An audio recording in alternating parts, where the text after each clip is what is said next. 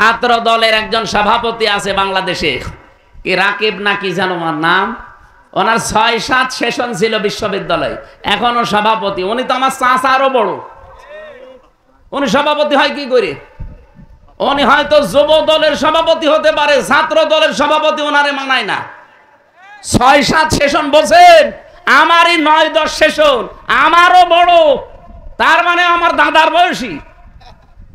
আর সে কাল বক্তব্য দিয়েছে ইসলামী ছাত্র শিবির এরা ১৯৭১ সালে ধর্ষণ করেছে।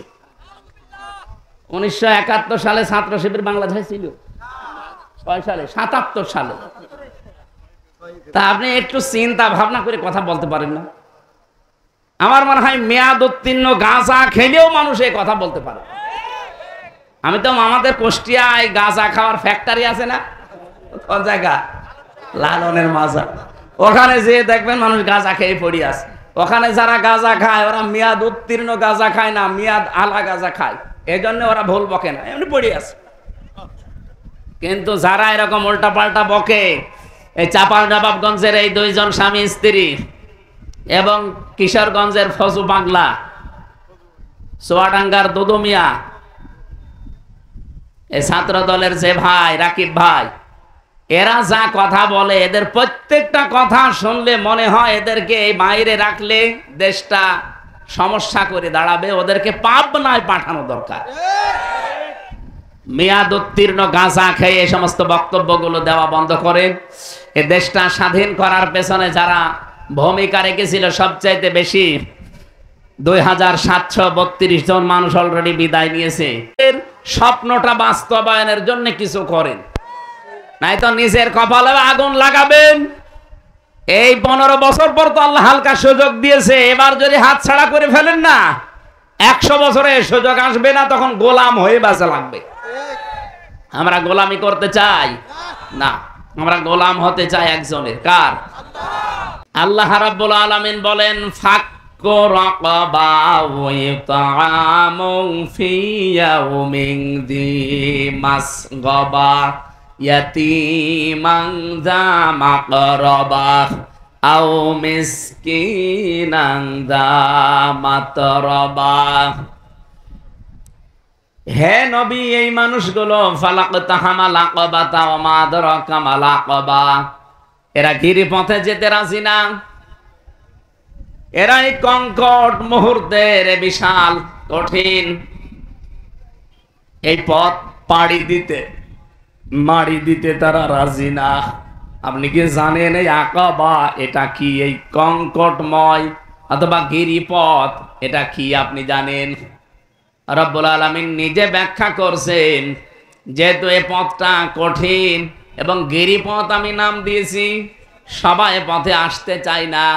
ফাক্কু রাকাবা, এটা হচ্ছে দাসত্ব মুক্তি করা, দাস মুক্তির পথ, এটা গিরিপথ, এটা কঠিন পথ, এটা জান্নাতে যাবার পথ।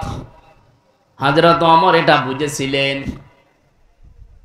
আমার তো মনে হয় আজটা পড়ার পর এই বাংলাদেশে যারা একামতে দিনের দায়িত্ব পালন করে, আপনি রাগ করলে এইটাই সত্য কথা, এই মানুষগুলোই মানুষকে মানুষের দাসত্ব থেকে, গোলামি থেকে মুক্ত করার জন্য জান প্রাণ দিয়ে কাজ করছে। আপনি একটু ভেবে বলেন, যে আসতেছে বসিয়ে দেন। এই জন্য আমাদের মানব জীবনে আমরা যদি জান্নাতি সত্যি হতে চাই আর ভালো কাজ যদি আমরা অনুসন্ধান করি, তাহলে দাসত্ব মুক্ত করার জন্য মানুষের জীবনকে মানুষ যেন মানুষের গোলামি না করে, মানুষ যেন আল্লাহর গোলাম হয়ে বিদায় নিতে পারে, এই সংক্রান্ত কাজ কারবারে হাত দেওয়া লাগবে। এখানে আল্লাহ কয়েকটা কাজের কথাও দিয়েছেন। আও ইতআমুন ফি ইয়াউমিন যী মাসগাবা, এই পৃথিবীতে যে মানুষগুলো ইয়েতিম, মিসকিন, অসহায়, যারা অভাবী, নিঃস্ব, এই মানুষগুলোর কাছে যারা খাবারের ব্যবস্থা করে, ইয়েতিমান যা মাকরাবা, নিকট আত্মীয়র ভেতরে যারা ইয়েতিম আছে, অসহায় আছে, এই মানুষগুলোর পাশে যারা গিয়ে দাঁড়ায়, আপনি বলেন তো কোরআনে বর্ণিত এই কর্মসূচিগুলো বাংলাদেশে এখন ৭৩টা দল আছে। এদিকে তাকান, কিভাবে শুনতেছেন আপনি? এদিকে তাকান। এই যে ৭৩টা দল কাজ করছে এই দেশে, সবাই মানুষের জন্যই কাজ করে। কোরআনে বর্ণিত এই 5টা কাজ আল্লাহ এখানে দিয়েছেন। যারা সফল হতে চায়, যারা সৌভাগ্যশালী, তারা মানুষকে মানুষের দাসত্ব থেকে, গোলামি থেকে মুক্ত করার জন্য তারা কাজ করবে। বলেন ৭৩টা দলের ভেতরে কারা এই কাজ করছে? আপনি নিজেই করেন। আমি আপনাকে জিজ্ঞাসা করব না, আপনার বিবেকে যা মনে হয় তাই আপনি বলেন। 2 নম্বরে, অসহায় নিঃস্ব মানুষের কাছে যারা ছুটে যায়, তাদের খাবারের ব্যবস্থা করে। এই 54 বছর বাদ দিলাম, আপনি আগস্টের 5 তারিখের পর থেকে এই জুন মাসের 10 তারিখ, এই 10 মাস 5 দিনের হিসাব আপনি বলেন তো, বাস্তবতায় কারা এই দেশে এই 10 মাস 5 দিনের ভেতরে মানুষের কাছে খাবার নিয়ে দৌড়িয়েছে? বলেন।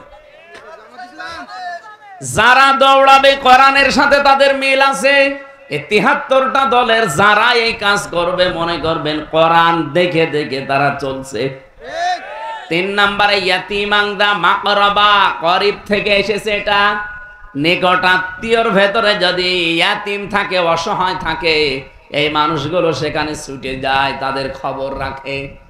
আমি আয়াতটা পড়ার পরে মিলিয়েছি, দল মত নির্বিশেষে এখানে আমরা যারা আছি সবাই আমরা চাই আমাদের নিকট আত্মীয়দের সাথে আমাদের সম্পর্ক ভালো থাক, তাদের খোঁজ খবর রাখি, তাদের হক আদায় করি, না চাই না? বলেন বলেন। এটা 100 জনের 98 জন আজ পারি না। যাদের কারণে পারি না আপনি মন থেকে বলেন তো। আমরা সবাই চাই আমার নিজের বোনের সাথে, আমার ভাইয়ের সাথে, আমার চাচার সাথে, আমার ফুফুর সাথে, যেহেতু রক্তের সম্পর্ক এগুলো, এদের হক আমি আদায় করি, এদের পাশে গিয়ে দাঁড়ায় যদি এরা অসহায় হয়, এতিম মিসকিন হয়। কিন্তু আমি পারি না এই দায়িত্বটা পালন করতে 100 ভাগ আমার বউর কারণে। এরকম বউ দেশে নেই? এরকম ছোট মনের বউ আছে? কার হাত তোলেন তো। হ্যাঁ না, আমি হাসির জন্য বলি না, এরকম বউ নেই দেশে? আছে মানে ওই যে মহিলা প্যান্ডেলে বসে আছে সব, একজন হাত তুলেছে। তো সম্মানিত মা বোনেরা, না শুধু নামাজ পড়া, রোজা রাখা আর কালো বোরকা পরা ইবাদত না। আপনার স্বামী যাদের হক আদায় করার নির্দেশ পেয়েছে আল্লাহর পক্ষ থেকে, যাদের সাথে রক্তের সম্পর্ক আছে, আপনি বারবার তাকে তাকিদ দেবেন, স্বামী তুমি আর যাই করো অন্তত রক্তের সম্পর্কগুলো ঠিক রাখো।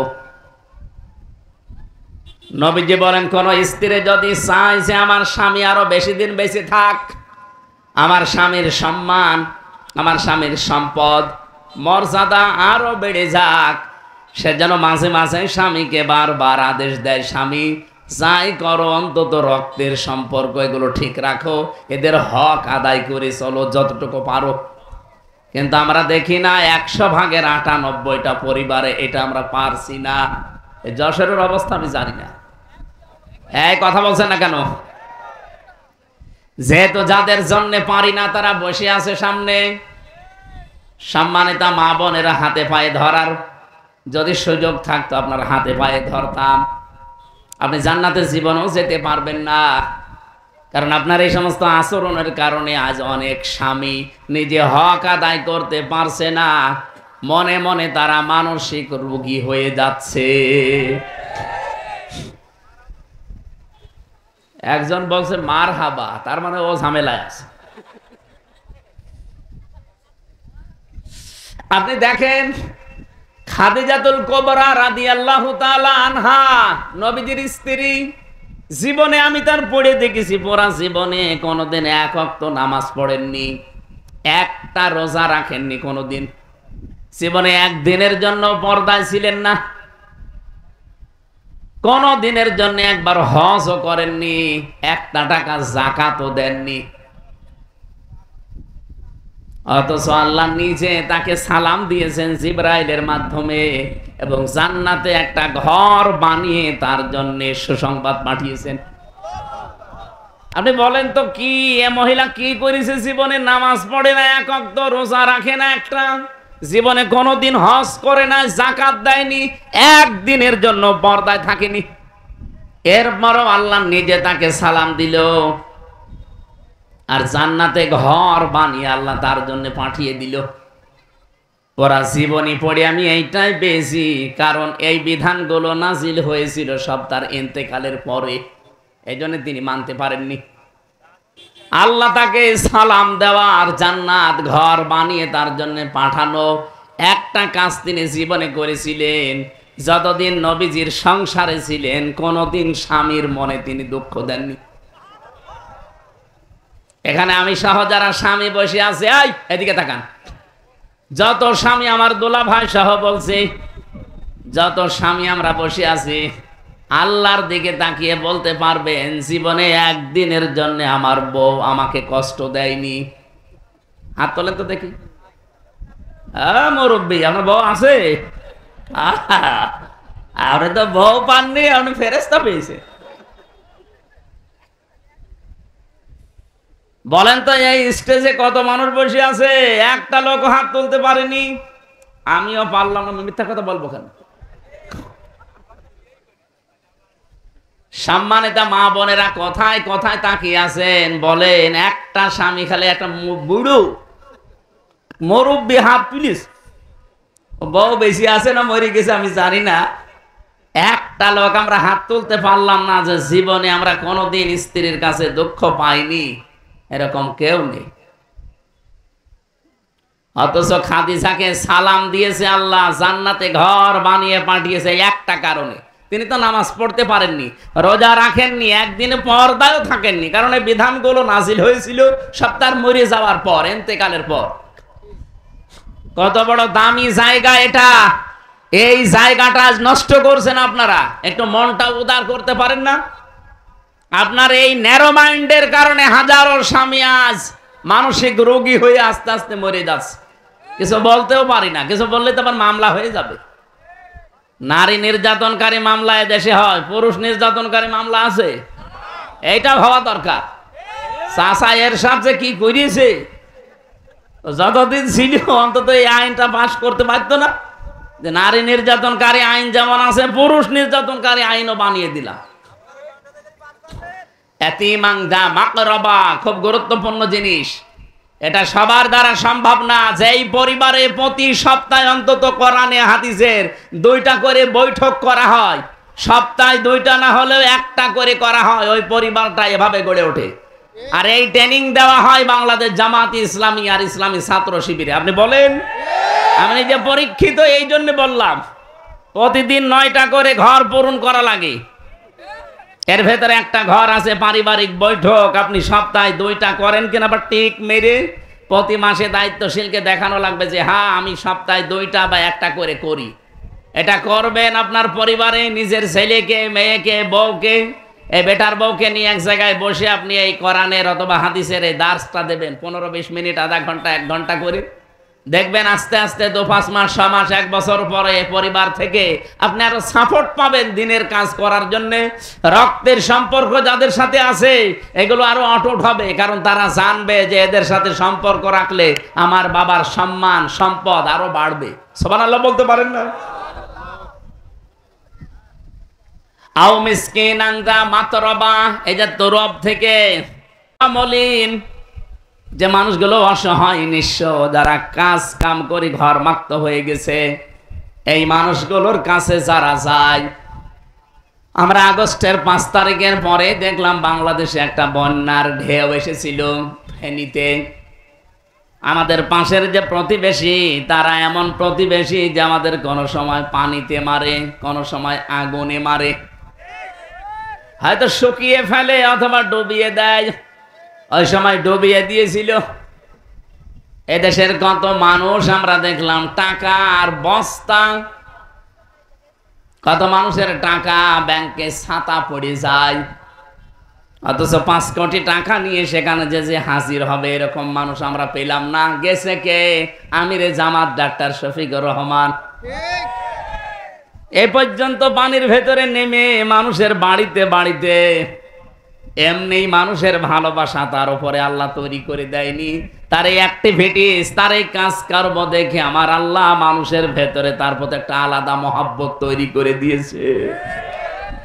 ডাক্তার হাফিজ শফিকুর রহমানকে অনেকেই হয়তো সরাসরি চোখে দেখে নাই, কিন্তু তার প্রতি আলাদা একটা মায়া অনেকের আছে না? এই কথা বলো না কেন? এটা তৈরি করেছে হামজা কে? ইন্নাল্লাযীনা আমানু ওয়া আমিলুস সালিহাতি সায়াজআলু লাহুমুর রাহমানু ওয়াদ্দা। নিশ্চয় যারা ঈমান আনার পরে ভালো ভালো কাজে আঞ্জাম দেয়, এই যে ভালো কাজ থেকে আমি এই পর্যন্ত এসেছিলাম। ভালো কাজ বলতে আমরা মনে করি জিকির করা, ভালো কাজ মানেই মনে করি জুব্বা গায়ে দেওয়া, ভালো কাজ মানেই মনে করি কোরআন শরীফ পড়া না। ভালো কাজ মানে আমার দ্বারা মানুষের উপকার হয় কিনা, এটা আসল ভালো কাজ। যারা ঈমান আনার পরে ভালো ভালো কাজ আঞ্জাম দেবে তাদের প্রতি আলাদা এই সৃষ্টি জগতের ভেতরে মহব্বত তৈরি করে দেবে কে? আরো জোরে বলেন কে? কত মানুষ এই আলোচনা এ পর্যন্ত আসতে পারে না, এই জন্য তারা মানুষের সৃষ্টি জগতের ভালোবাসা মহব্বত পায় না। কিন্তু যারা সত্যি ঈমানের সাথে এই আমলগুলো করছে, আমি হযরত ওমরের কথা বলছিলাম এই কারণে, যেমন কোন দিন নেই তিনি ভালো কাজ 3টা 5টা না করে ঘুমাতেন। তার জীবনের ভালো কাজ বলতে ছিল মানবতার সেবা করা, কি করে মানুষের উপকার করা যায়। গভীর রজনীতে একটা বাড়িতে বের হলেন, রাস্তার পাশ দিয়ে যাবার সময় দেখলেন মরুভূমিতে একটা বাড়ি, টিম টিম করে ভেতরে আলো জ্বলছে। একটা লোক বের হয়ে আসে, আবার প্রবেশ করে, আবার বের হয়, আবার ঢোকে। যে হাত চেপে ধরলেন, এই এখানে কি? লোকটা বলে, পথিক আপনি কে? আমি তো এই বাড়ির মালিক। হযরত ওমর চিন্তা করলেন, কারে ধরলাম। ডাক দিয়ে বলে, কি হয়েছে? বারবার বাড়িতে ঢোকেন আবার বের হন। লোকটা বলে, খলিক কি পথিক, আপনাকে আমি চিনতে পারি না, অন্ধকারে তো বোঝাও যায় না। আমি বারবার বের হই ঢুকি, এ কারণে আমি সবচাইতে বড় একটা বিপদে আছি। আমার স্ত্রীর সন্তান সম্ভবা, এখনই তার বাচ্চা হবে, কিন্তু এ বিষয়ে আমি একেবারে অনভিজ্ঞ, কিচ্ছু জানি না। স্ত্রী ভেতরে কান্নাকাটি করছে, কি করি ভেবে না পেয়ে বারবার বের হয়ে আবার প্রবেশ করি। হযরত ওমর বললেন, ভাই দাঁড়ান, আমি দেখি কিছু করতে পারি কিনা। বাড়িতে গেলেন, স্ত্রীকে ডাক দিয়ে বলে, আব্দুল্লাহর মা, আল্লাহ পাক জান্নাত বিক্রি করছে, যদি কিনতে চাও তাড়াতাড়ি আমার পেছনে দৌড়াও।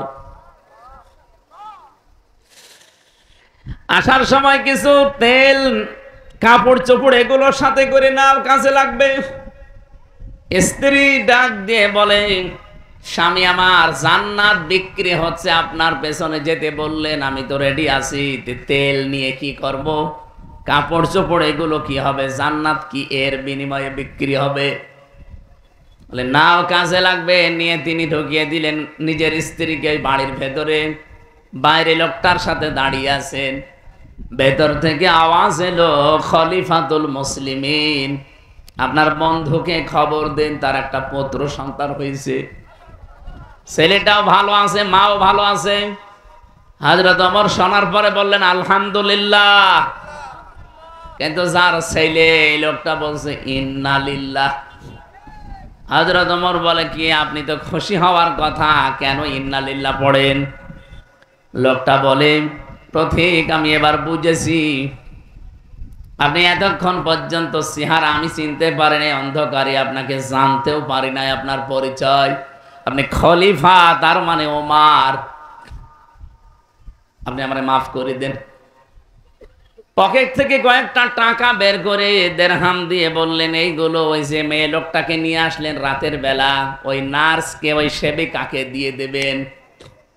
হযরত ওমর বলেন, দেখেন রাতের বেলা যে মেয়ে লোকটা নিয়ে এসে আপনার স্ত্রীর খেদমতের জন্য লাগিয়েছি, ওটা পেশাদার কোনো নার্স না, ওটা সেবিকা না, ওটা ধাত্রী না, ওটা আমার নিজের স্ত্রী। এই মহিলা এভাবে টাকা নেয় না। বাংলাদেশে একজন মেম্বারও পাবেন এরকম? বলেন। তারা ভালো কাজ এইটা বুঝেছিল, প্রতি রাতে যে তিনি 5টা 3টা করে ভালো কাজ করতেন, এইটা একটা। এরকম ভালো কাজ প্রতিদিন 3টা 5টা করে তারপরে ঘুমাতেন। আমি যতটুকু হাদিস থেকে যেটা শিক্ষা নিতে চাই, বাংলাদেশে 1628 জন মানুষ দায়িত্ব পালন করছে। আরো সামনে যারা দায়িত্বে আসবে 300 এমপি হবে, মহিলা আরো 50 জন, 350।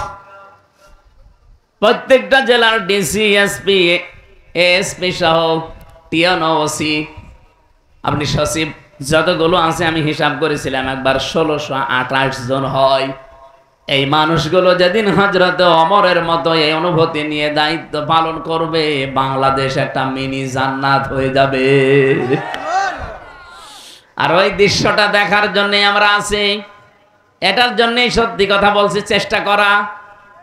তাছাড়া আমার কোন পাগলা কোত্তায় আমারে কামড় দিয়েছে বলেন, যে কি সুন্দর জীবন যাপন চলছিল, কেন আমার এই রাস্তায় আসা লাগবে? আমার বাবার যা আছে, আমার নিজের যা আছে, কোনদিন আমার কিচ্ছু করা লাগতো না, আমার ব্যবসা দিয়ে আমি চলে যেতে পারতাম। কেন এইরকম একটা ঝামেলা আমার রাস্তায় আমার আসা লাগবে?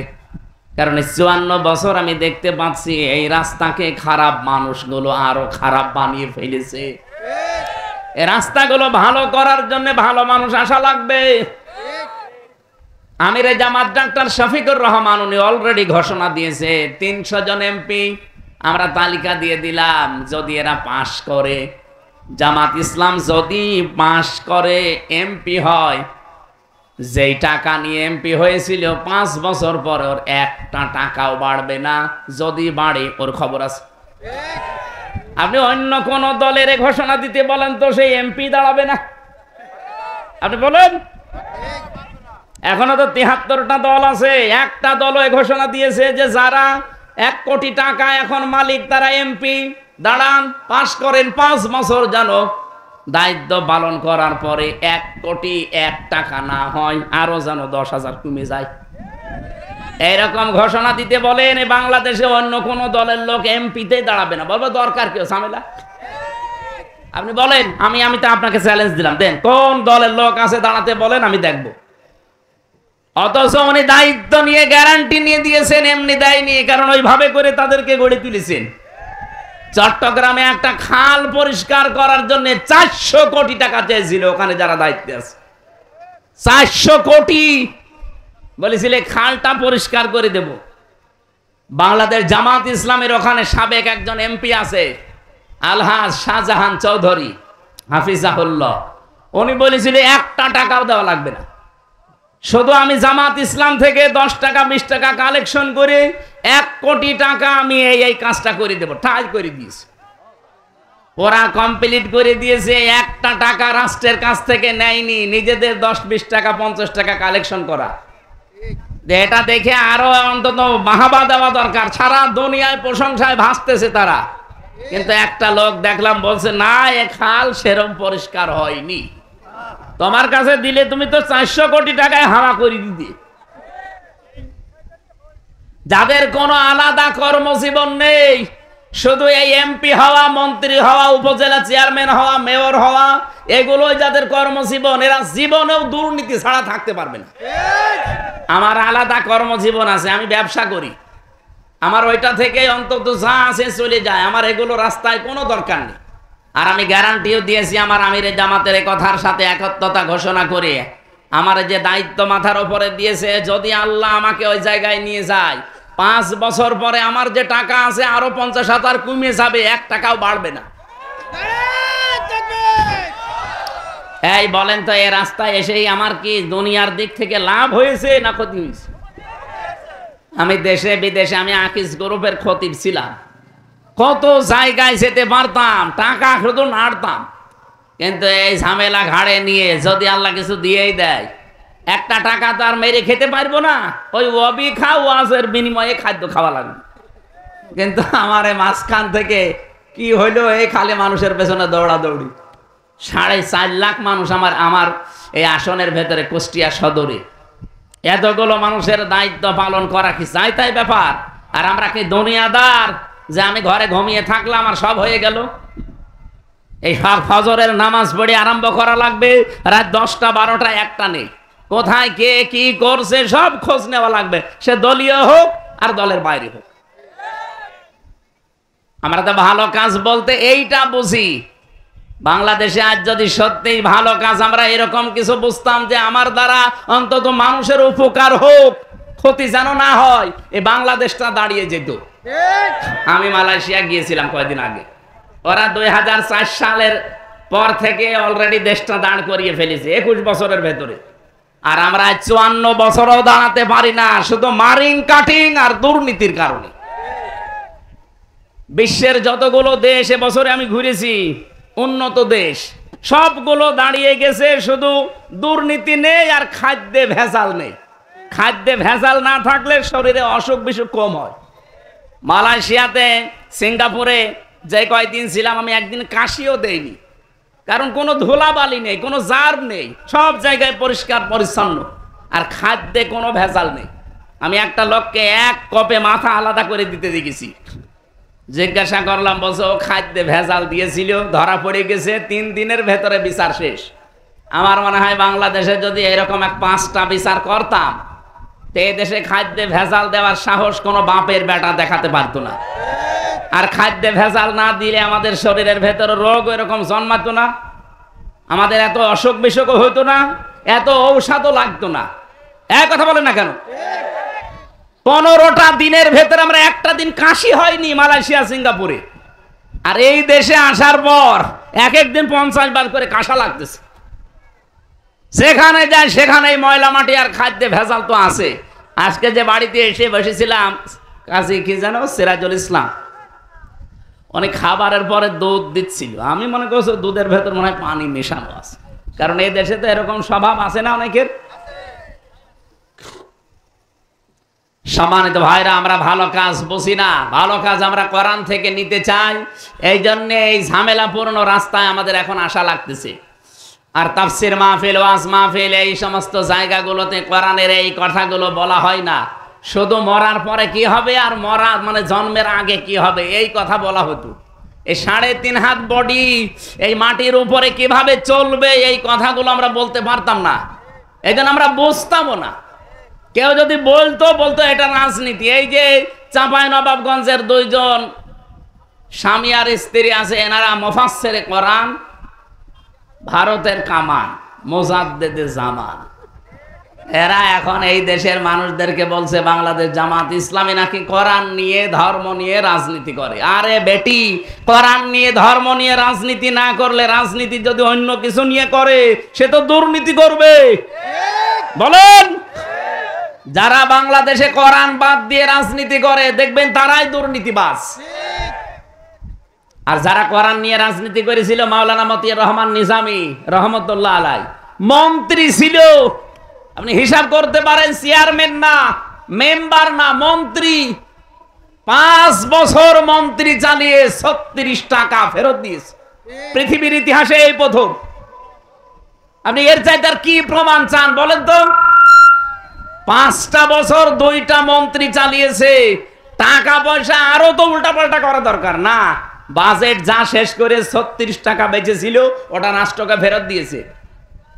এই 54 বছরে আর কেউ বেরিয়েছে? আপনি আর কি দেখতে চান? যে না আমরা আরো দেখবো, তো কি দেখবেন বলেন? খালি উল্টাপাল্টা যে ফতোয়া দেন। সুযোগ না দিলে কাজ করবে কি করে তারা? আমার মনে হয় মানুষগুলোকে মানুষ বলা ঠিক না, এগুলো ফেরেশতার মতো। 36টা টাকা একে ফেরত দেওয়ার মতো, তাও ফেরত দিয়ে দিয়েছে। আমি নিজে তার একটা টিসিতে ছিলাম, ওটা 2000 সালে। এই মানুষটা একবার এসেছিল ওই সময়। উনি দেখি দুপুরের খাবার, ওরে বাবারে, রাষ্ট্রের পক্ষ থেকে তো কত কিছু করা দরকার, দলীয় পক্ষ থেকে কত কিছু করা দরকার, কেন্দ্রীয় লিডার। আর উনি নিজে বাড়ি থেকে খিচুড়ি রান্না করে নিয়ে এসেছে স্ত্রীর কাছ থেকে টিফিন বাটিতে, ওইটা দেখলাম বের করে খাচ্ছে। বাংলাদেশে এর চাইতে আপনি কি দেখবেন? আর তার বাড়ি এখনো পর্যন্ত এই খড়ের বাড়ি, চারিদিকে দেওয়াল দেওয়া মাটির আর উপরে খড়, একটা মন্ত্রী। আর বাংলাদেশে আমরা এমন মন্ত্রী পেয়েছিলাম 620টা বাড়ি বানিয়েছে শয়তান। আমি ওইটার সাথে দেখা হয়েছিল চনিকে, মালয়েশিয়া। হোটেলে উঠেছিলাম, হোটেল থেকে নেমে নিচে আসলাম, দেখি বসে বসে চা খাচ্ছে। কি এখানে কি বলছো? হুজুর আমি আগেই পালিয়েছি। আপনি পালাইলেন কেন? আপনার না 620টা বাড়ি? বলছে একটাও থাকতে পারি না। এই মালয়েশিয়াতেও বাড়ি বানিয়েছিলাম, এই বাড়ির নাম দিয়েছিল সাহেব পাড়া, কিন্তু তালা লাগানো, যেতে পারে না। এই হোটেলে থাকে, এক এক নাইটের প্রতি নাইটের বিল আসে প্রায় 90,000 টাকা বাংলাদেশের টাকায়। কয়দিন থাকবেন এইভাবে? বলছে যত টাকা আল্লাহ আমাকে দিয়েছে, আল্লাহ দিয়েছে, ওই টাকাগুলো এখন উনি খাচ্ছে আর ওখানে বসে বসে বিল দিচ্ছে। কি করলেন আপনি 15 বছরে? 620টা বাড়ি বানিয়েছেন, একটা বাড়িতেও থাকতে পারেন না, এখন থাকেন হোটেলে। আর মাওলানা মতিয়ার রহমান নিজামী রহমতুল্লাহ আলাই, কি আলিয়া হাসান মুজাহিদ রহমতুল্লাহ আলাই, এই মানুষগুলো মন্ত্রী ছিল। বাড়ি ঘরের অবস্থা দেখেন। ঢাকাতে তো বাড়ি নেই, পাবনাতে বাড়ি আছে, ফরিদপুরে বাড়ি আছে, নিজেদের গ্রামের বাড়ি খড় কোটা দিয়ে বানানো। আল্লাহর ওলি দেখার জন্য আটরশি যান, আল্লাহর ওলি দেখার জন্য আপনি সেই চট্টগ্রামে চলে যান। আল্লাহর ওলি তো ওই মানুষগুলো যারা সমর্থ থাকার বড় দুর্নীতি করে না। বলেন, আজকের যিনি দ্বিতীয় বক্তা কি? মাওলানা মাগরিব হোসেন নাকি যেন নাম। এই মাগরিব হোসেন যদি উনি ইমাম সাহেব মনে করেন, উনি যদি বলে আমি ভালো মানুষ, ঘুষ খাই না, ওরে ঘুষ কেটে দেবে? ওরে ঘুষ কেউ দেবে জীবনে 1 টাকা? কিন্তু চৌগাছা থানার টিওনো যারা আছেন, ওসি যিনি আছেন, এই জেলার যশোরের এসপি যিনি আছেন, উনি যদি বলে আমি ঘুষ খাই না, ওটা আল্লাহর ওলি। এইরকম মানুষ তো এখন প্রত্যেক জেলায় জেলায় না। আমরা এটাই তৈরি করতে চাই যে মানুষগুলো উল্টা পাল্টা বোঝেন, এরপরও মানুষকে বিভ্রান্ত করার জন্য শুধু এদের উপরে দোষ চাপিয়ে দেন। আর এদের মতো একটা মানুষ খুঁজে বের করেন আপনি। আপনার তো পুরা বডি দুর্নীতিতে পরিপূর্ণ করা, আর এদের ভেতরে একটা টাকা চাঁদাবাজির কোনো মামলা আজ পর্যন্ত হয়নি। সুবহানাল্লাহ বলতে পারেন না? এই যশোরের একজনের বিরুদ্ধে হয়েছিল একবার, কি সাখাওয়াত হোসেন নাকি নাম জানো, দল থেকে বহিষ্কার করে এখন জেলখানায় পর্যন্ত গিয়েছিল। একটা টাকা দুর্নীতির কোনো কিচ্ছু পাওয়া যায় না, কারণ এই মানুষগুলো দায়িত্ব চেয়ে নেয় না। আমার যে আসনে অধ্যাপক ফরহাদ স্যার, উনি কলেজের অধ্যাপক, হাজার হাজার ছাত্র আছে আমার মতো তার। সেই লোকটা সেই ছাত্র জীবন থেকে রাজনীতি করে আসতেছে, এতদিন পর্যন্ত প্রচার প্রসারণা সব ছিল। হঠাৎ করে উনি অসুস্থ, সিদ্ধান্ত দিয়েছে সংগঠন যে আপনি বসে যান, বিশ্রামে যান। আমি রমজান নাম ঘোষণা দিয়ে দিলাম। আমিও জানি না, উনিও জানি না, হাসি মুখে বলছে অসুবিধা নেই। এর নাম তো সামিআনা ওয়া আতানা।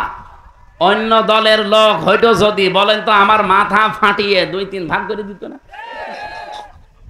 আপনি কি কি ভাবেন? কি খালি বলে এদের আকীদা ঠিক নেই। আকীদার কি পেয়েছেন আপনি? বাংলাদেশ জামাত ইসলামের আকীদা হচ্ছে এ জমিন আল্লাহর, বিধান চলবে আল্লাহ। এর বাইরে যদি জামাত ইসলামের কোনো আকীদা থাকে, ওই রকম জামাত আমি মানি না। যারা জামাতের এখানে আছে জিজ্ঞাসা করে দেখেন তো, জমিন আল্লাহর, আইন চলবে মওদুদির? বলেন। আর আপনি এ কথা বুকে হাত দিয়ে বলতে পারবেন যে জমিন আল্লাহর, আইন চলবে আল্লাহর? পারবেন না। আপনি বলবেন জমিন আল্লাহর, আইন চলবে বাবার।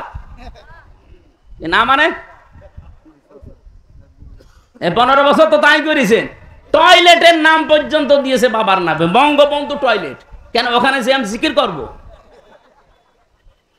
প্রত্যেকটা জিনিসের নাম পাল্টাতে পাল্টাতে একটা জিনিসের নাম রেখেছে। আপনি দেখেন, বিমানবন্দরের নামও পাল্টিয়ে দিয়েছে।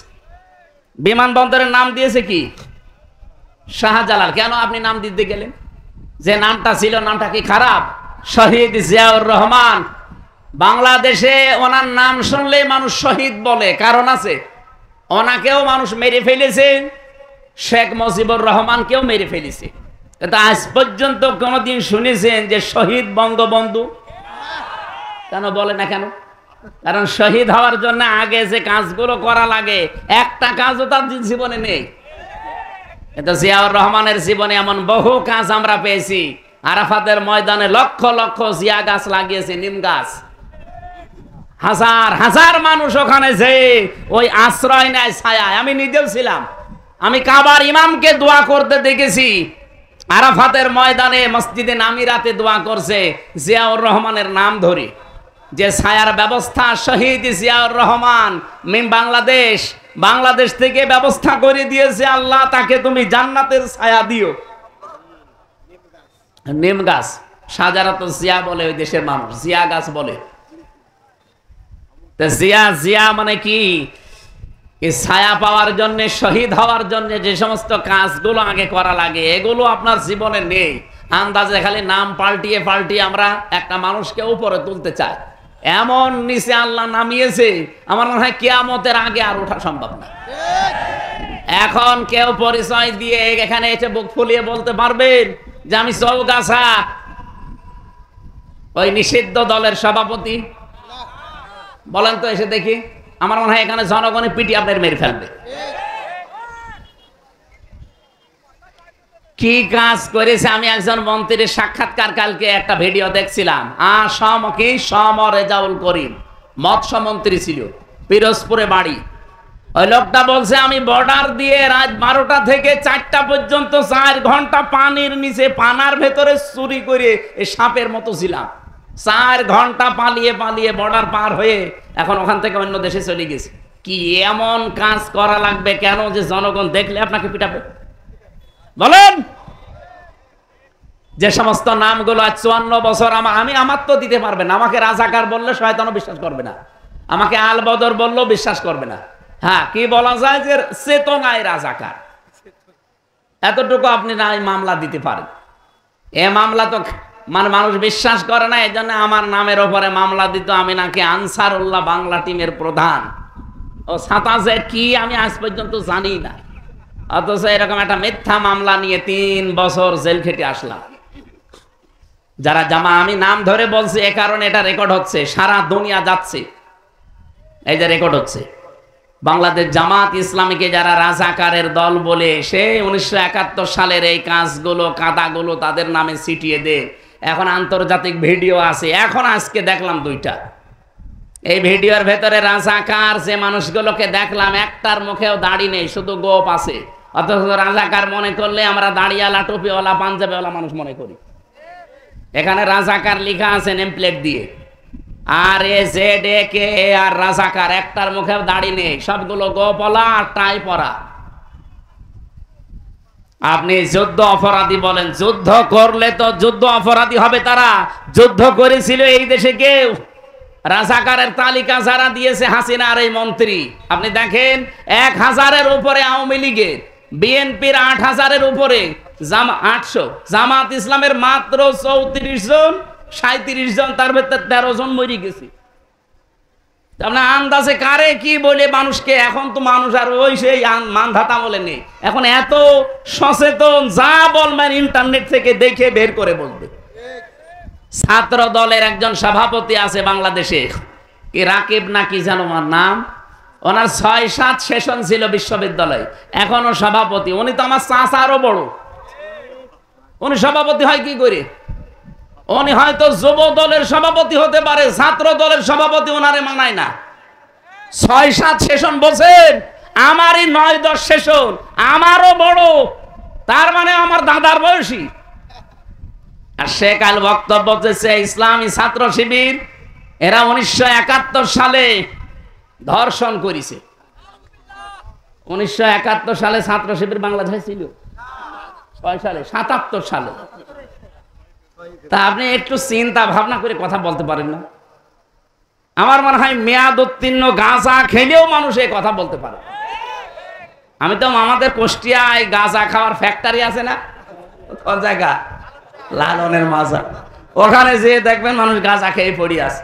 ওখানে যারা গাঁজা খায় ওরা মেয়াদ উত্তীর্ণ গাঁজা খায় না, মেয়াদ আলা গাঁজা খায়, এই জন্য ওরা ভুল বকে না, এমনি পড়ে আছে। কিন্তু যারা এরকম উল্টা পাল্টা বকে, এই চাপাল নবাবগঞ্জের এই 2 জন স্বামী স্ত্রী, এবং কিশোরগঞ্জের ফজু বাংলা, চুয়াডাঙ্গার দুদু মিয়া, এই ছাত্র দলের যে ভাই রাকিব ভাই, এরা যা কথা বলে এদের প্রত্যেকটা কথা শুনলে মনে হয় এদেরকে এই বাইরে রাখলে দেশটা সমস্যা করে দাঁড়াবে, ওদেরকে পাবনায় পাঠানো দরকার। মেয়াদ উত্তীর্ণ গাঁজা খেয়ে এই সমস্ত বক্তব্যগুলো দেওয়া বন্ধ করেন। এ দেশটা স্বাধীন করার পেছনে যারা ভূমিকা রেখেছিল সবচাইতে বেশি 2732 জন মানুষ অলরেডি বিদায় নিয়েছে। এর স্বপ্নটা বাস্তবায়নের জন্য কিছু করেন, নাই তো নিজের কপালে আগুন লাগাবেন। এই 15 বছর পর তো আল্লাহ হালকা সুযোগ দিয়েছে, এবার যদি হাত ছাড়া করে ফেলেন না 100 বছরে সুযোগ আসবে না, তখন গোলাম হয়ে বাঁচা লাগবে। আমরা গোলামি করতে চাই না, আমরা গোলাম হতে চাই একজনের। কার? আল্লাহ রাব্বুল আলামিন আমাদেরকে ডাক দিয়ে জানালেন, ওয়াসারিউ ইলা মাগফিরাতিম মির রাব্বিকুম ওয়া জান্নাতিন আরদুহাস সামাওয়াতু ওয়াল আরদ। এই পৃথিবীতে যত নিয়ামত আমি মানুষকে দিয়েছি, সব চাইতে বড় নিয়ামতের নাম আমার ক্ষমা, মাগফিরাত। সুতরাং আমার মাগফিরাত, আমার ক্ষমার দিকে তোমরা দৌড়াও। এই দুনিয়ায় যে লোকটা আল্লাহর ক্ষমা পাবে, মাগফিরাত পাবে, এই লোকটার জীবন সফল। আমাদের পূর্বপুরুষ যারা, আমি বিশেষ করে শহীদ আব্দুল কাদের মোল্লা রহমতুল্লাহ আলাইহির সাথে একজন ছেলে ছিল, ওনার পাশের ছেলে, ওই লোকটা আমার সাথেও 3 বছর ছিল। মাঝে মাঝে আমারে বলতো যে আপনাদের আব্দুল কাদের মোল্লা, এই লোকটা ওনাকে বলতো যে ভাই, জীবনে যা আমল আখলাক আছে, আমাদের চরিত্র যা, জীবনের এই কাজ কারবার আমল দিয়ে তো জান্নাত পাওয়া সম্ভব না, তবে জান্নাত পাওয়ার একটা রাস্তা আমি জানি, সেটা শহীদ হওয়া। যদি শহীদ হতে পারি জীবনে হয়তো আল্লাহ জান্নাত দিতে পারে। আল্লাহ তাদেরকে এমনিতে মরণ না দিয়ে শাহাদাতের মরণ দিয়ে ধন্য করে ক্ষমা করে দিয়েছেন। কারণ শহীদ যারা হয় এদের প্রথম পুরস্কার আল্লাহ তাদের আগেই ক্ষমা করে দেয়। সুবহানাল্লাহ বলতে পারেন? পরিবেশ যদি সামনে আসে, এদেশে যদি দিন কায়েমের জন্য যদি ময়দানে রক্ত দেওয়া লাগে, জীবন দেওয়া লাগে, শহীদ হওয়া লাগে, এ যশোরের মানুষ রাজি আছেন কিনা?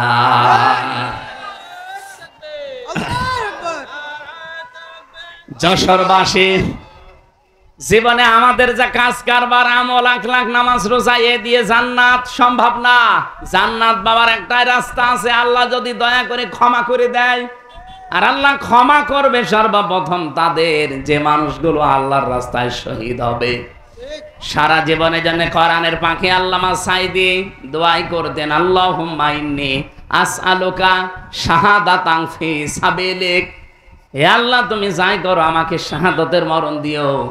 আমাদের সারা জীবনের দোয়া যে সাধারণভাবে বিছানায় পড়ে তড়পায়ে মরতে চাই না, মরণ যদি আল্লাহ দাও শাহাদাতের মরণ দিও।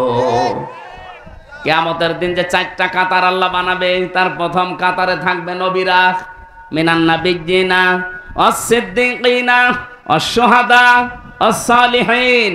দ্বিতীয় কাতারে থাকবে সিদ্দিকিন। সিদ্দিক কাকে বলে? আমরা অনেকে মনে করি সত্য কথা বললেই মনে হয় সিদ্দিক। না, আমি যে আয়াত পড়েছিলাম সূরা মরিয়মের 41 নম্বর আয়াত, ওয়াযকুর ফিল কিতাবি ইব্রাহিম ইন্নাহু কানা সিদ্দীকান নাবিয়্যা।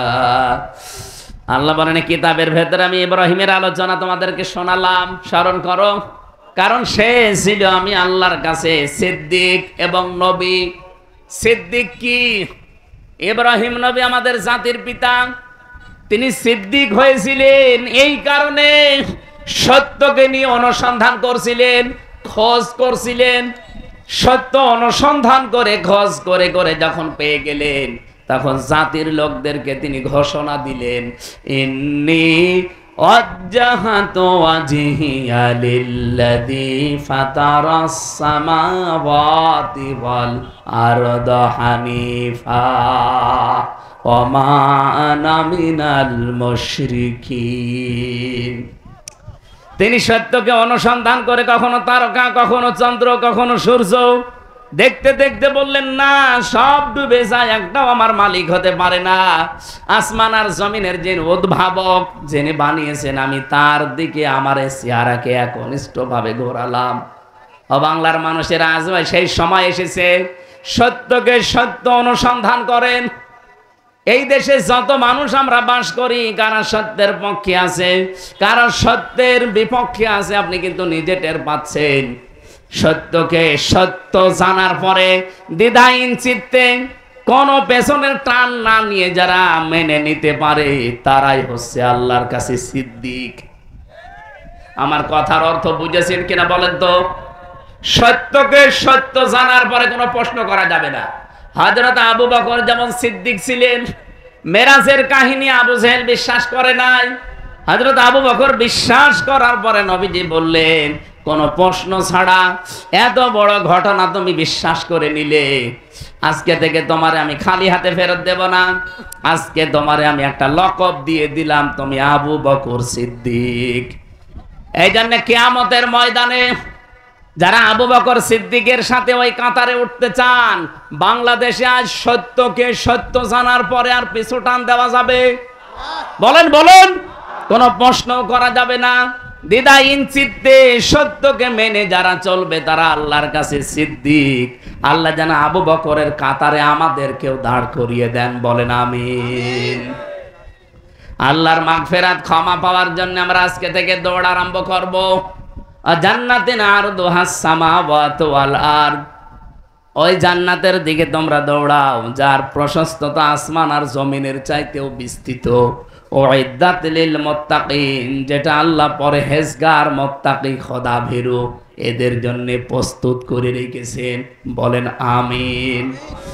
খোদা ভীরু পরহেজগার হওয়ার জন্য শুধু জুব্বা গায়ে দেওয়া না। আল্লাহ বলেন, আল্লাযীনা ইউনফিকুনা ফিস সাররাই ওয়াদ দাররাই ওয়াল কাযিমিনাল গায়যা ওয়াল আফিনা আনিন নাস আল্লাহু ইউহিব্বুল মুহসিনিন। যারা খরচ করে সুখে দুঃখে, যারা রাগ হলে রাগকে কন্ট্রোল করে, যারা মানুষকে সমর্থ থাকার পরও ক্ষমা করে দেয়। আল্লাহ আমি সহ যারা এখানে বসে আছি, এই গুণগুলো আমাদের জীবনে বাস্তবায়নের তৌফিক দাও, বলেন আমিন। আমরা নারী পুরুষ যারা আছি, 5 ওয়াক্ত নামাজ নির্ধারিত সময় যখনই পারেন পড়ে নেবেন। রমজান আসলে রোজা রাখবেন। নিজের শরীর যার যেখানে আছে, পুরুষের শরীর পুরুষের কাছে, মেয়েদের শরীর মেয়েদের কাছে, এটা হেফাজতে রাখা, পর্দায় রাখা প্রত্যেকের জন্য ফরজ। স্বামী যাদের আছে জায়েজ কথা মেনে তাদেরকে খুশি রাখবেন। স্ত্রী যাদের আছে তাদের হক আদায় করে আপনি জান্নাত কামাই করবেন। আমার স্ত্রীর সাথে আমি ভালো ব্যবহার করি আমার আখিরাত কামাইয়ের জন্য। এই কথা বলে না কেন? কারণ তার সাথে আমার সম্পর্ক চোখ বন্ধ হওয়া পর্যন্ত। চোখ বন্ধ হয়ে গেলে আমার স্ত্রীর যত আদরের মহব্বতের ভালোবাসার হোক, তার সাথে আমার আর কোনো সম্পর্ক আছে? আপনি এখন মারা যান, এই লোকটা যদি এখনই পড়ে মরে যায়, ওনার স্ত্রীকে যদি খবর দেওয়া হয় লোকটা মরে গেছে, বলে মরে গেছে কি করবো, একটু কান্নাকাটি করবে। ওনার স্ত্রীকে যদি আপনি এখন যে বলেন যে মরে গেছে, অন্তত আজকের রাত আপনি যে খাটের ওপরে থাকেন, খাটের নিচে ওনার রেখে দেব, ওর বউ জীবনও রাজি হবে? বলবো জিন আসবে, আরো 3-4 জন নিয়ে আসেন, আমরা পাহারা দেই। তাড়াতাড়ি করে মাটি দিয়ে দেবে। 2-3 দিন হয়তো কান্নাকাটি করে পাগলের মতো হয়ে যাবে। ওনারটা আমি বাদ দিলাম, আমারটাই বলছি, যেহেতু আমি যুবক মানুষ। 5-7 দিন 10 দিন খাওয়া দাওয়া বন্ধ করে পাগলের মতো হয়ে যাবে। 1 মাস 1.5 মাস পরে দেখবেন আবার স্বাভাবিক হয়ে গেছে। 4 মাস 10 দিন পর ওর বাবা নিজে এসে ওর মেয়েকে অন্য জায়গায় বিয়ে দিয়ে দেবে। 7 দিন পরে বাবাকে কল দিয়ে বলবে, আব্বা হামজা তো আর কি ছিল, এটা যা দিয়েছেন 100 গুণ ভালো মানুষ, আর আমি কি ছিলাম। এই হচ্ছে দুনিয়া। সুতরাং আমরা আখেরাতের কাজ তৈরি করার চেষ্টা চালাই। এখন যেহেতু নামাজের সময় আর 5 মিনিট আছে, আমরা এর পরবর্তী কথাগুলো এখন আর টানতে পারছি না। আগামীতে এলাকায় যদি আসি, পরিবেশ যদি হয়, আমরা রাতের বেলা আসবো ইনশাআল্লাহ, আল্লাহুম্মা আমিন। এই শিক্ষিত মানুষরা, আমার লিখিত একটা বই ছিল সৃষ্টি নিয়ে, গাড়িতে কয়েক পেজ আছে, যারা লেখাপড়া করেন এটা নেবেন, কাজে লাগবে, অনেকগুলো তথ্য আছে। লা ইলাহা ইল্লা আনতা সুবহানাকা ইন্নী কুনতু মিনাজ জালিমিন। রব্বুল আলামিন যেভাবে আরম্ভ করেছিলাম, ঘন্টার পরে ঘন্টা তোমার বান্দা বান্দিরা বসতো, সামনে ফরজ নামাজ আমাদের আসর, এজন্য আমরা শেষ করে দিয়েছি। যতটুকুই বলেছি আল্লাহ জীবনে আমল করার তৌফিক দাও। সওয়াব যদি দিয়েই থাকো কোটি গুণে গুণে বাড়িয়ে দাও। এ মাহফিলের আয়োজন তোমার বান্দা আব্দুর রহমান আর শওকত সাহেব সহ যারা এই এলাকার যুবকেরা আঞ্জাম দিল, এই যুবকদেরকে যে মা পেটে নিয়েছে, মায়ের পেট ধন্য করে দাও। কাজী সিরাজুল ইসলাম ভাই সহ যত মুরব্বীরা এই মাহফিলের জন্যে পেছন দরজা দিয়ে সহযোগিতা করেছে, আল্লাহ বিপ্লব ছেলে সহ যত যুবকেরা কাজ কারবার করলো, যুবকদেরকে তুমি ওমরের মতো বানিয়ে দাও। আমার মা বোনেরা এসেছে, এদেরকে তুমি খাদিজার মতো আয়েশার মতো তৈরি করে দাও। প্রধান অতিথি আমাদের জহরুল ইসলাম ভাইকে মঞ্জুর করো। প্রধান মেহমান, বিশেষ মেহমান যত অতিথি এসেছে, আল্লাহ তোমার দরবারে দিয়ে গেলাম, এদেরকে কবুল আর মঞ্জুর করে নাও।